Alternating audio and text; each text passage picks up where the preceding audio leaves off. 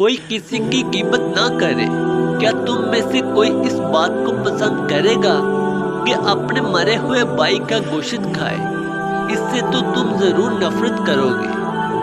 غیبت سے مراد پیٹھ پیچھے کسی شخص کے بارے میں دوسرے سے کوئی ایسی بات کہے کہ مذاق ہو، شخص کو بری لگے، یہی غیبت ہے، خواہ وہ سچ ہی کیوں نہ ہو اور متعلقہ شخص بھی برا ہی کیوں نہ ہو۔ انسان خود اپنے پر ہی رکھ کر سوچے، کیا وہ چاہے گا کہ لوگوں میں اس سے متعلق کوئی غلط بات جس کا وہ مرتکب ہو یا نہ ہو دیگر لوگوں میں پھیلے، لوگ اس پر انگلیاں اٹھائے، تضحیک کا موجب بنے۔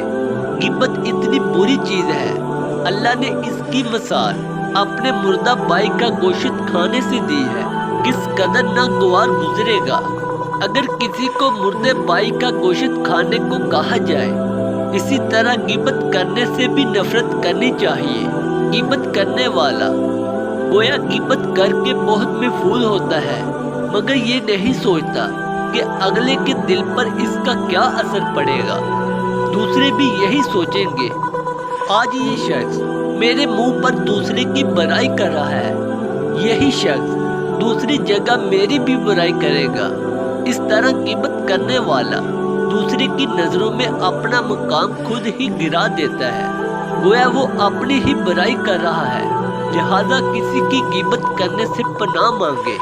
دراصل غیبت کرنے والا اپنے ہی پاؤں پر کلہاڑی مار رہا ہوتا ہے، کیونکہ اس طرح وہ اپنے گناہوں میں اضافہ کر رہا ہوتا ہے۔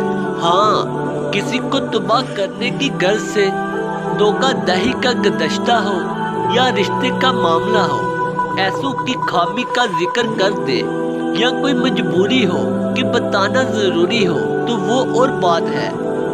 غیبت سے بچنے کا بہترین علاج غیبت کرنے والے کی حوصلہ شکنی کرتے ہوئے گفتگو کا موضوع بدل دیا جائے، اچھی صحبت میں رہا کرے، با مقصد کتابیں پڑھا کرے، اپنی سوچ کو تعمیری با مقصد رکھا کرے، دوسروں کی خوبیوں پر نظر رکھ کر ہر جگہ بجائے غیبت کے اس کی اچھی عادتوں کا ذکر کیا کرے۔